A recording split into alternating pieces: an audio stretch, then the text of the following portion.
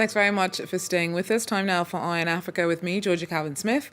Tonight in Niger, there are new protests following the National Electoral Commission's announcement that Mohamed Bozoum won the presidential election. The opposition disputes this, saying that its candidate, Mohamed Ousmane, won the vote. In Central African Republic, government forces continue to advance against the forces of a rebel coalition. They've retaken the town of Bozoum in the west. And campaigning for Ivory Coast's legislative elections are due to start this week. This time around, more women will be putting themselves forward for office. But first, the UN and the West African bloc ECOWAS has called for calm and condemned the violence in Niger that has followed last weekend's presidential runoff vote. 2 people have died in clashes and protests. Former Interior Minister Mohamed Bozoum was declared the winner, but supporters of his rival, Mohamed Ousmane, say that the vote was fixed and that he narrowly won. One of those killed during this week's unrest reportedly had an epileptic fit. The other was shot dead. Shirley Sitbin has more. Opposition backers were out again in Niamey, saying their candidate, Mohamed Ousmane, shown on their banner, won the presidential election, not Mohamed Bozoum. The Electoral Commission declared on Tuesday that Bozoum, the former interior minister, a close ally of outgoing President Mahamadou Issoufou, won the vote. Since then, opposition supporters have protested every day. Some throwing rocks at security forces who fired tear gas at the crowds. The ruling party's offices were vandalized. Property was set on fire, including the home of the RFI correspondent. La destruction d'infrastructures publiques et privées. Un des vôtres, le journaliste Moussa Kaka, sa maison a été brûlée. RFI said its reporter was targeted because he is a journalist. The radio said that is an attack on freedom of the press. Since election figures were released, hundreds of people have been arrested, mainly protesters and also some opposition politicians. Now, Nigerian extremist group Boko Haram has claimed responsibility for a deadly rocket attack on a city in the northeast of the country. 16 people were killed and dozens injured in Maiduguri after jihadists fired on the capital of Borno State. More than 36,000 people have been killed and 2 million forced from their homes since Boko Haram first started its insurgency in 2009. Maiduguri is its birthplace. The attacks by Boko Haram have since spread to neighboring Chad, Niger, and Cameroon.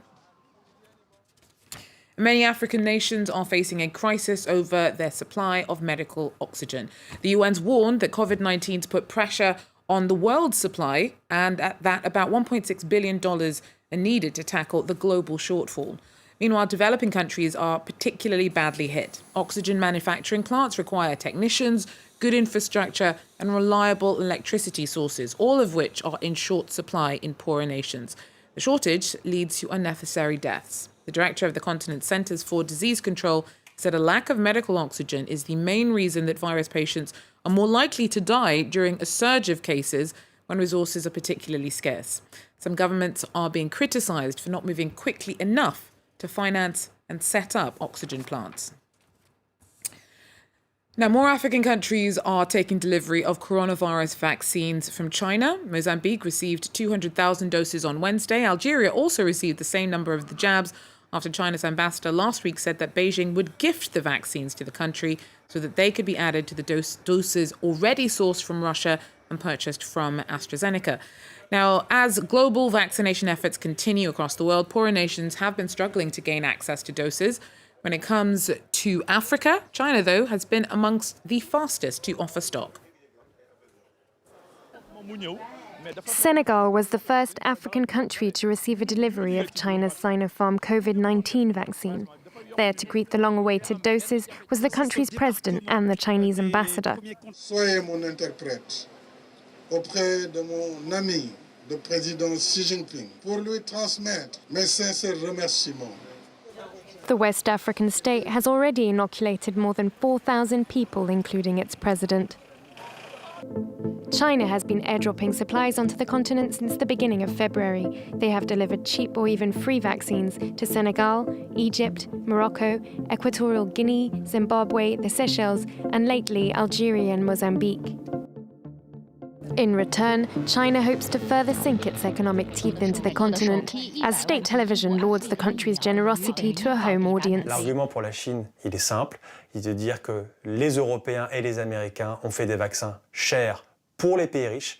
La Chine, elle, a des vaccins meilleur marché et surtout disponibles pour l'ensemble de la communauté internationale. That message has been heard by Western leaders. At the Munich Security Conference, French President Macron said Europe and the US should divert 5% of their current vaccine supplies to Africa, as China and Russia extend influence. Si nous, Européens, Américains, nous savons livrer le plus vite possible ces 13 millions de doses, ça vaut énormément. Ça vaut notre crédibilité. But in the global race for vaccines, Western countries, many of which have been accused of hoarding inoculations, have been far slower than Beijing in getting doses to Africa. The difference in pace hasn't gone unnoticed on the continent. Well, South African Olympic champion Caster Semenya is going to the European Court of Human Rights to challenge world athletics regulations that stop her from competing in certain track events because of her naturally high testosterone. The two-time Olympic 800 metres champion has already lost 2 legal appeals against rules that force her to medically lower her natural testosterone if she wants to run in women's races from 400 metres to 1 mile. In Central African Republic, government forces continue to advance against fighters of a rebel coalition. They've retaken the town of Bozoum in the west. A picture is slowly emerging of the human cost of the conflict. Clément de Roma has more. It is one of the first official death tolls that mentions non-combatants since the start of the conflict. According to the NGO Amnesty International, 14 people, including civilians, were killed during fighting on February 16th in one of the country's largest cities, Bambari. The organization has used satellite images, photos and witness accounts to conclude that civilians were killed in a place of worship. That day, the National Army, along with its Russian and Rwandan allies, confronted the rebel coalition in Bambari. Neither side released figures on the human cost of the fighting, but the NGO Doctors Without Borders reported that 36 people, including women and children, needed treatment for their injuries. It condemned the damage caused by fighting at a public hospital. The next day, the government announced that it had recaptured the city. The UN has investigated accounts of human rights violations during CAR's most recent conflict and condemned abuses. The UN Security Council met Wednesday to discuss the sending of 3,700 additional peacekeepers to the country. A decision should be made in the coming days. Clément de Roma there for us. Now, campaigning for Ivory Coast legislative elections are due to start on Friday. This time around, more women are putting themselves forward for office. For the first time, parties were legally obliged to reserve 30% of their candidate lists for women. Sam Brad-Peace tells us more. Ivorian politics is a male-dominated affair. Women make up just 1 in 10 MPs. Those gathered here today want to change that. Nous, notre objectif ici, c'est de vous armer pour aller sur le terrain pour être élu. For 2 days, this gender equality group teaches prospective female candidates the basics of political campaigning. Women face a number of obstacles. They're often less educated, have fewer resources, and face cultural barriers too. C'est-à-dire, nous sommes dans un monde patriarcal qui est dominé par les hommes et où les hommes pensent que les femmes veulent prendre leur place. Equal representation in elected bodies. That's what these women will fight for if elected. Les femmes ont leur mot à dire. Nous les avons écoutés les hommes longtemps. Mais aujourd'hui, nous voulons participer à la vie politique. A 2019 law set a 30% quota for women on candidate lists of political parties. For this leader of an opposition party, it's a step forward, but not without challenges. Nous avons beaucoup de mal à l'appliquer. Autant mes sœurs sont enthousiastes pour aller et occuper le terrain des associations, mais autant elles sont timides et réservées pour aborder le domaine politique. This year, not a single party managed to reach the target. The Electoral Commission has had to lower the bar. L'enjeu résidait dans la sensibilisation, amener les femmes à être intéressées à la chose politique. D'où la nécessité de procéder pas à pas, pour qu'on puisse appliquer la plénitude de toutes les dispositions légales. Politics remains a man's world in Ivory Coast. Less than 15% of candidates for the March 6th elections are women. Well, that's it for Eye on Africa for now. Thanks for joining us. Do so again. Take care.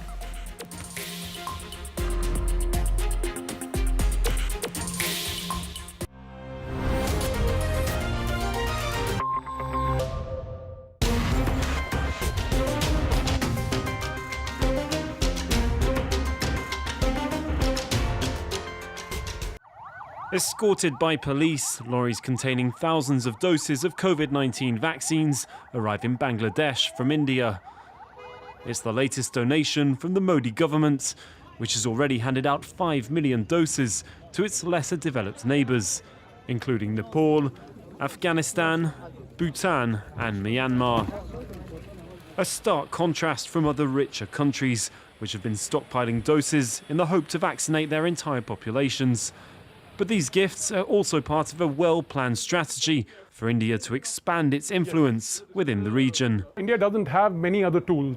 India doesn't have a lot of resources like China, or it doesn't have a military industry like China, so you export to influence people. So India is doing this basically to buy some goodwill in the neighborhood.